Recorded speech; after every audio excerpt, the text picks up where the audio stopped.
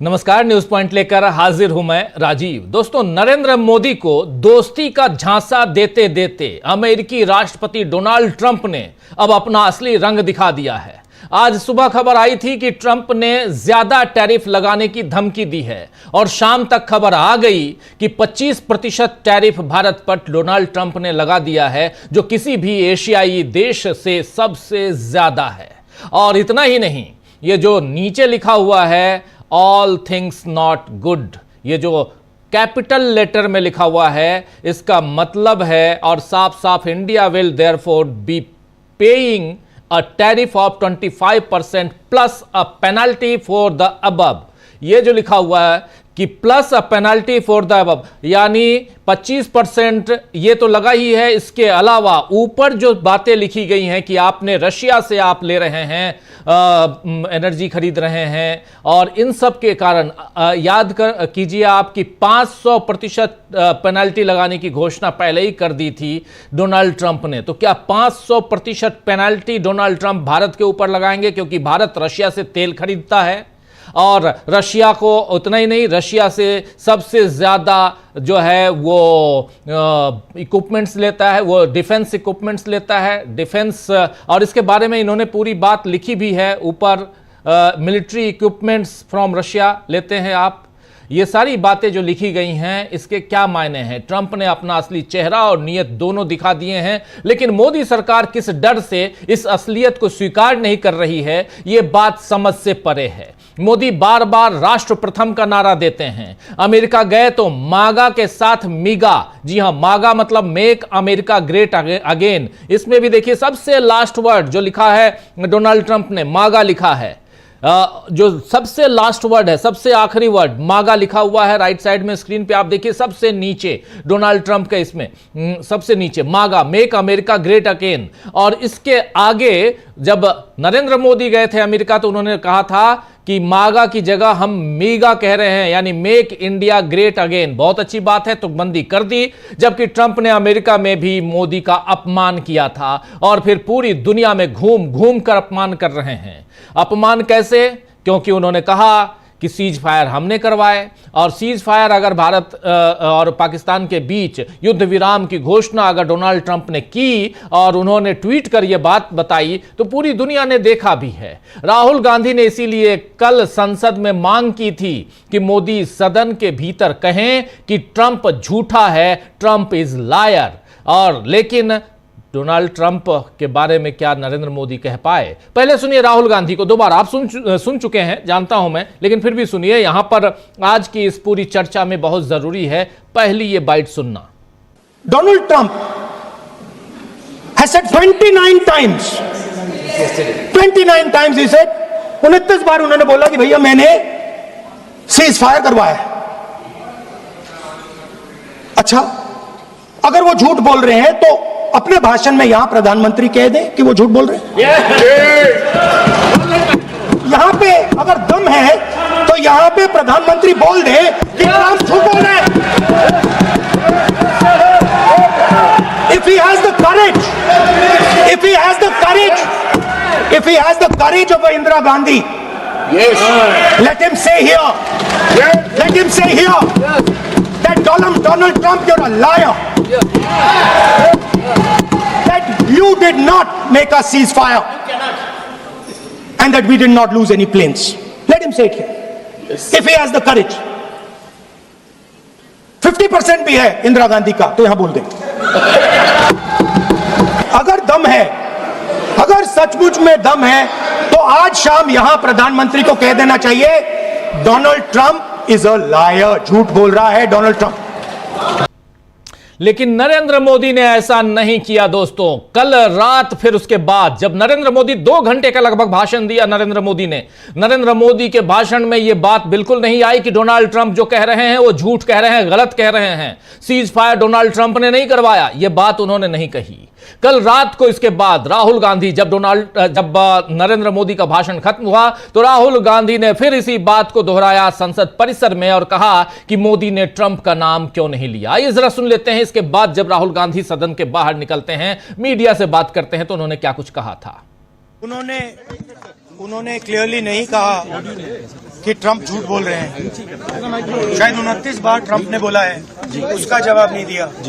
और सबसे इंटरेस्टिंग बात थी कि पूरे भाषण में चाइना शब्द प्रधानमंत्री ने नहीं बोला। पूरा देश जानता है कि पाकिस्तान की मदद, टेक्निकल मदद, एयरफोर्स की मदद चाइना ने की, मगर प्रधानमंत्री के मुंह से, डिफेंस मिनिस्टर के मुंह से चाइना शब्द नहीं निकला।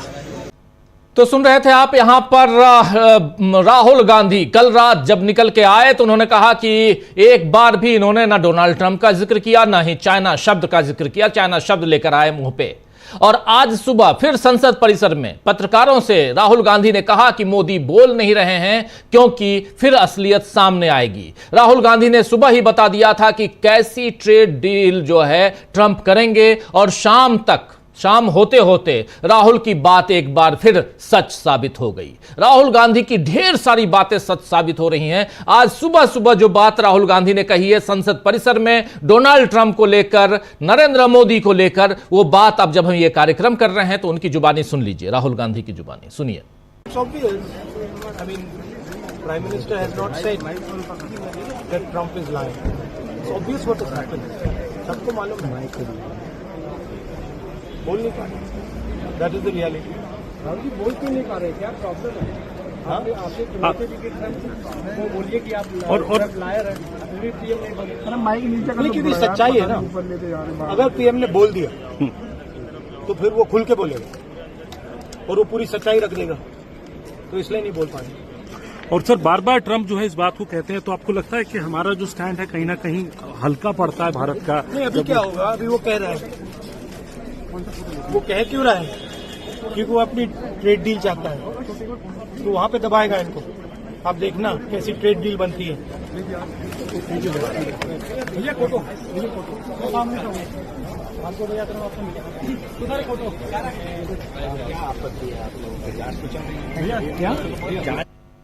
तो सुन लिया, आखिर में यहां कह रहे हैं कि वो ट्रेड डील की बात करेगा, यानी नरेंद्र मोदी के सामने डोनाल्ड ट्रंप कड़े होके अकड़ के बात करेंगे ट्रेड डील की। और हुआ वही, अकड़ के बात करें ना करें, लेकिन ट्रेड डील के लिए यहां नरेंद्र मोदी के सामने जो यहां रख दिया है, डोनाल्ड ट्रंप ने 25% टैरिफ थोप दिया। डोनाल्ड ट्रंप ने 1 तारीख से इसकी घोषणा कर दी कि 1 अगस्त से हम ऑलरेडी अब लगाएंगे 25%, जो एशियाई देशों में और भारत जैसे देशों के लिए सबसे ज्यादा है। और उसके अलावा उन्होंने कह दिया डोनाल्ड ट्रंप ने कि चूंकि आप रशिया से मिलिट्री इक्विपमेंट्स खरीदते हैं, आप रशिया से तेल खरीदते हैं, इसीलिए आपके ऊपर इतना ही नहीं हम पेनाल्टी भी लगाएंगे। और इसकी घोषणा वो पहले कर चुके हैं कि 500% पेनाल्टी लगाएंगे। भारत तो बर्बाद हो जाएगा ऐसे में, क्योंकि भारत के पास अमेरिका जितना पैसा नहीं है। ट्रंप के नाम पर मोदी पूरी तरह एक्सपोज हो गए हैं। अब अखिलेश यादव ने तो बाकायदा शायराना अंदाज में अपनी बात रखी है। एक पोस्ट में अखिलेश यादव ने क्या कुछ लिखा है, जरा उसको देखिए। लिख रहे हैं, वो उधर कहते हैं हमने रुकवाई जंग। वो उधर यानी डोनाल्ड ट्रंप कहते हैं हमने रुकवाई जंग, तो इधर एक रंगियों का उड़ जाता है रंग। एक रंगियों का उड़ जाता है रंग। ये एक रंगी कौन है, ये आप समझ ही गए होंगे दोस्तों, यहां समझाने की जरूरत नहीं है। उधर आज राज्यसभा में भी ट्रंप और डिप्लोमेसी को लेकर आरजेडी सांसद मनोज झा ने पते की बात कही है। सुनिए जरा मनोज झा ने क्या कुछ कहा है। लेकिन इस वक्त जब हम चर्चा कर रहे हैं तो इसी राज्यसभा में, हालांकि अभी लोकसभा हम स्क्रीन पे देख रहे हैं, लेकिन राज्यसभा में उधर नरेंद्र मोदी भाषण देने के लिए नहीं आए हैं। नरेंद्र मोदी की जगह पर खड़े हुए हैं देश के गृह मंत्री अमित शाह, और अमित शाह भाषण दे रहे हैं। और अमित शाह के भाषण में वहां काफी हंगामा चल रहा है, वो भी ले चलेंगे, उधर भी ले चलेंगे। लेकिन मनोज झा को सुनिए, बहुत पते की बात कर रहे हैं, सुनिए जरा। हाँ, ये अमेरिकन जो प्रेसिडेंट हैं उनमें मुझको चाचा चौधरी के सारे नेगेटिव गुण दिखते हैं। उनको एक चौधराहट सवार हो गई है। अब खड़गे साहब कल कह रहे थे मेरा स्पीच खत्म होते होते 30वीं बार बोल देगा। अखबार में छपने से पहले 30वीं बार बोल गया वो व्यक्ति, और अभी कोई गारंटी नहीं है, मैं बैठूंगा बाहर जाऊंगा सुना कि 32 बार बोल चुके हैं आप तक। सर मैं इसलिए कह रहा हूं इसका प्रतिकार सूत्रों के हवाले से ना हो कि सूत्र कह रहे हैं कि उन्होंने दखल नहीं दिया। सूत्र नहीं, ये सूत्र आजकल बहुत उत्पाती हो गए, खबरें सीधे नहीं आती हैं, सूत्रों के माध्यम से आती हैं। तो मैं आग्रह करूंगा, प्रतिकार के लिए मैंने एक प्रपोजल रखा हुआ है, I will come to that. लेकिन मैं एक चीज और कह करके, डिप्लोमेसी ट्रायल बैलून भी ना हो सर अभी तो। और एक और चीज सर, डिप्लोमेसी के संदर्भ में सर, इतनी मित्र विहीनता इस देश की कभी नहीं रही। आपने गुडविल मिशन पूरी दुनिया में भेजा, बहुत अच्छा निर्णय था। इस रेजिम में पहली बार इस तरह का मिशन हुआ था। ऐसे मिशन लगातार भेजिए, कॉन्फ्लिक्ट टाइम और नो कॉन्फ्लिक्ट टाइम, लेकिन ऐसे गुडविल मिशन अपने देश में भी भेजिए जहां एक कर्नल को सिर्फ उसके नाम सरनेम की वजह से एक मंत्री अपशब्द अशोभनीय टिप्पणियां करता है। तो गुडविल मिशन तो इस देश को चाहिए। हमारा गुडविल इस देश में हमने खत्म कर दिया है। और मैं एक चीज कहना चाहूंगा कि एक शेर है बड़ा मशहूर, वतन की पासवानी जानो ईमान से भी अफजल है, वतन की पासवानी जानो ईमान से भी अफजल है। मैं अपने मुल्क की खातिर कफन भी साथ रखता हूं। ये किनके लिए है? जिनको संदेह की दृष्टि से देखा जाता है कि भारत के लिए प्रेम है कि नहीं है, वगैरह वगैरह। माननीय सभापति महोदय, मैं सिर्फ एक आग्रह करूंगा, चूंकि कल की प्रोसीडिंग मैंने लोकसभा की भी देखी, मुझे दुख हुआ कि इस पीड़ा ऑपरेशन सिंदूर, जिसमें सेना के शौर्य को पूरा सदन सलाम कर चुका है, लेकिन जो विसंगतियां सेना ने इंगित की समय समय पर, जिसमें पॉलिटिकल डिसीजन का बहुत बड़ा कंट्रीब्यूशन था, उसको रेटोरिकल अंदाज से, रेटोरिक से कवर नहीं किया जा सकता है।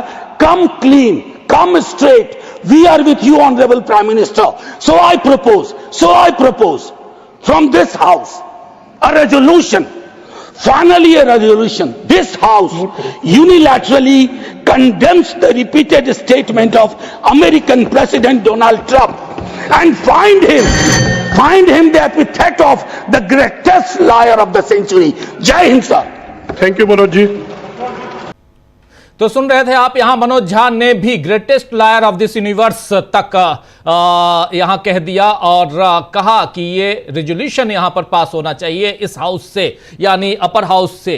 डोनाल्ड ट्रंप क्या करते हैं, क्या नहीं कहते और क्या कह रहे हैं, इसे तो भारत कंट्रोल नहीं कर सकता। लेकिन अगर पीएम मोदी यानी नरेंद्र मोदी एक बार भी ट्रंप की बातों का प्रतिकार करते, उन्हें कूटनीतिक भाषा में यानी डिप्लोमेटिक भाषा में ही सही अगर ऐसा करते, ये समझा देते कि भारत के बारे में आप इस तरह के बयान नहीं दे सकते हैं, तो दुनिया में भारत की मजबूत छवि बनती। लेकिन मोदी काल में पहले से बनी मजबूत छवि को कमजोर करने का काम किया जा रहा है। और दुख इस बात का है दोस्तों कि सरकार अपनी गलती मानने की जगह अब भी यही बता रही है कि पहलगाम हमले के बाद कैसे दुनिया ने हमारा साथ दिया। यह सही है कि आतंकवाद के खिलाफ तो हर देश ने बयान दिया, लेकिन इनमें से कितनों ने पाकिस्तान का नाम लेकर पाकिस्तान की निंदा की, यह बात भी मायने रखती है। चीन और अमेरिका जिस तरह लगातार पाकिस्तान का साथ देते जा रहे हैं, वो बात भारत के लिए कितनी नुकसानदायक है, इसकी फिक्र न कर बीजेपी इस समय केवल अपनी सत्ता की फिक्र कर रही है, जबकि विपक्ष अपनी जिम्मेदारी निभाते हुए उसे आगाह कर रहा है। दरअसल बीजेपी के लिए सत्ता पर बने रहना ही एकमात्र मकसद दिख रहा है। अभी बिहार में जिस तरह एसआईआर पर काम हुआ है, उसमें भी यही चीज सामने आई है। एसआईआर यानी स्पेशल इंटेंसिव रिवीजन, जो वोटर लिस्ट दोबारा तैयार किया जा रहा है, उस लिस्ट के यानी एसआईआर के दौरान मतदाता फॉर्म में डॉग बाबू, आपने देखा होगा कि एक कुत्ते के लिए भी राशन कार्ड बना दिया गया, तो डॉग, माफी चाहूंगा, आवास कार्ड बना दिया गया। और सोनालिका ट्रैक्टर के नाम पर भी वहां कार्ड बना दिया गया। यह साबित कर रहा है कि इतने गंभीर काम में कितनी चूक हुई है। विपक्ष इस मुद्दे को संसद में उठा रहा है। इधर बिहार में भी विपक्ष ने रक्षाबंधन के बाद तैयारियों को धार देने का काम शुरू कर दिया है। आज ही घोषणा हुई है, इंडिया गठबंधन की आज बैठक हुई, उसमें घोषणा की गई, तय किया गया कि 10 अगस्त से राखी के बाद 10 अगस्त से राष्ट्रीय स्तर से लेकर क्षेत्रीय नेता तक सब अलग अलग जगहों पर बिहार में यात्रा करेंगे। तेजस्वी यादव के साथ राहुल गांधी फिर से बिहार में दौरा करते हुए नजर आएंगे। राहुल गांधी 5 दिन तक लगातार बिहार में दौरा करेंगे, बिहार में ही डेरा डालेंगे। यानी अब विपक्ष ने मजबूती के साथ बीजेपी को घेरने की योजना तैयार कर ली है। क्या इसमें मोदी कमजोर और हताश होंगे या हो गए हैं? इसलिए कह रहा हूं क्योंकि कल तो 2 घंटे तक नरेंद्र मोदी ने लोकसभा में भाषण दे दिया, उसमें से 18 मिनट तक बिना रुके कोसते रहे नेहरू जी को।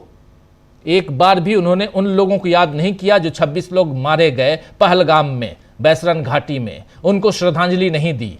कांग्रेस पर वार करते रहे, कई जगह पे ठहाके लगाते नजर आए, जबकि मुद्दा जो था, मामला जो था, गमगीन, गंभीर और संवेदनशील था।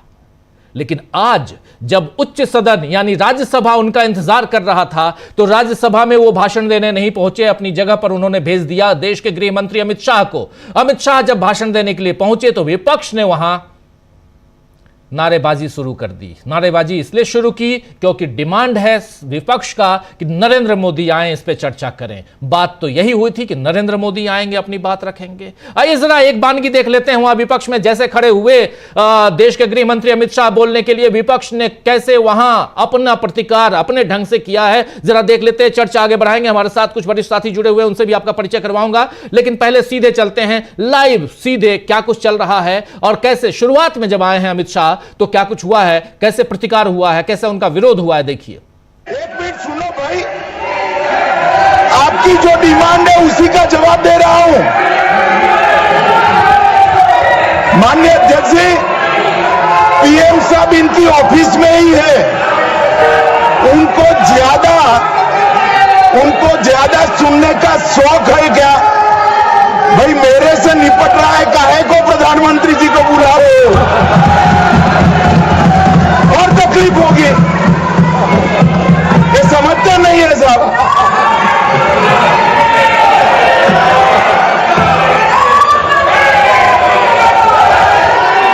माननीय सभापति जी, सबसे पहले पहलगाम हमले में हमारे देश के जो निर्दोष नागरिकों को धर्म पूछकर, चुन कर उनके परिवार के सामने मारा गया। मैं उन सभी दिवंगत नागरिकों के परिवार के साथ मेरी संवेदना व्यक्त करता हूं। जब ऑपरेशन सिंदूर के बाद पाकिस्तान ने गोलीबारी करी, वो गोलीबारी में कुछ नागरिक हताहत हुए, वो नागरिकों के परिवारजनों के प्रति भी मैं गहरी संवेदना व्यक्त करना चाहता हूं। माननीय अध्यक्ष जी, तो यहां पे आप देख रहे थे कि बिल्कुल शोरगुल, हल्ला गुल्ला और उसके बीच भाषण देने की कोशिश, और कह रहे हैं कि प्रधानमंत्री अपने कार्यालय में है, यहीं संसद परिसर में है, वो हमसे पहले निपटिए, आप क्यों उनको सुनना चाहते हैं। ये सारी बातें कहते हुए खड़े हुए यहां अमित शाह, और अमित शाह प्रधानमंत्री की जगह पे आए बोलने के लिए। विपक्ष कह रहा है कि नहीं, आप यहां प्रधानमंत्री हाजिर हों, प्रधानमंत्री को हम सुनना चाहते हैं। ऑपरेशन सिंदूर जैसा गंभीर मामला, उस पर आखिर प्रधानमंत्री नरेंद्र मोदी क्यों नहीं आए बोलने। यहां शोरगुल चल रहा था। उसके बाद नेता प्रतिपक्ष खड़े हुए, यानी मल्लिकार्जुन खड़गे राज्यसभा में खड़े हुए, और उन्होंने जो कुछ कहा है जरा उनकी बातें सुन लेते हैं। चर्चा आगे बढ़ाएंगे, जल्दी से हमारे तमाम साथियों के बीच आपको लेके चलेंगे, लेकिन सुनिए यहां मल्लिकार्जुन खड़गे क्या कह रहे हैं। सब सदन के मेंबर्स का ये पहले से ही डिमांड थी कि 16 घंटे चर्चा होने के बाद हमको इस सदन में प्रधानमंत्री आकर प्रकट होकर वो अपनी बातें रखेंगे। और समाधान जो भी हमने सवाल उठाए हैं, बहुत से सवाल उनको संबंधित है। ये नहीं कि आप कैपेबल नहीं है रिप्लाई देने के लिए, ये नहीं कहता मैं। हम आपको निपटाएंगे, तुम हमारे को निपटाओ, हम खेल खेलेंगे। लेकिन जिस प्रधानमंत्री यहां रहते हुए भी अगर इस सदन में नहीं आते तो इस सदन का अपमान है। धन्यवाद। नहीं, ये नहीं हो, तो इसीलिए आपकी बात सदन का अपमान करना, सदस्यों का अपमान करना ठीक नहीं है।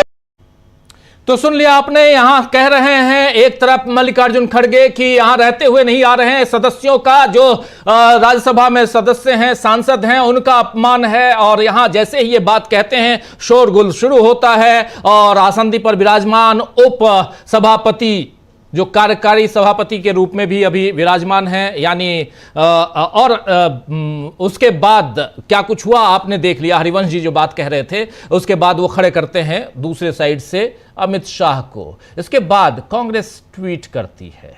कांग्रेस के एक के बाद एक कई ट्वीट है। इसमें देखिए, हिम्मत दिखाइए नरेंद्र मोदी जी, हिम्मत दिखाइए, सदन में आइए। ये एक ट्वीट ये है, एक ट्वीट है, इसके बाद एक ट्वीट और है। उस ट्वीट में लिखा हुआ है वो कायर है। ये ट्वीट भी है, ये जयराम रमेश भी ट्वीट कर रहे हैं। और the India parties have just walk out, ये वॉकड आउट, यानी इंडिया के गठबंधन के जितने नेता हैं राज्यसभा से वो वॉकआउट कर चुके हैं। 16 घंटे के डिबेट के बाद भी अगर पहलगाम पे चर्चा उसमें नहीं आ रहे हैं डिस्कशन में प्रधानमंत्री नरेंद्र मोदी, तो हम इसको वॉकआउट कर रहे हैं, यानी अब अकेले भाषण दे रहे हैं अपने दल के सदस्यों के साथ, एनडीए के सदस्यों के साथ। अपने सुर में सुर मिलाते हुए यहां नजर आएंगे देश के गृह मंत्री अमित शाह। प्रधानमंत्री नहीं आए और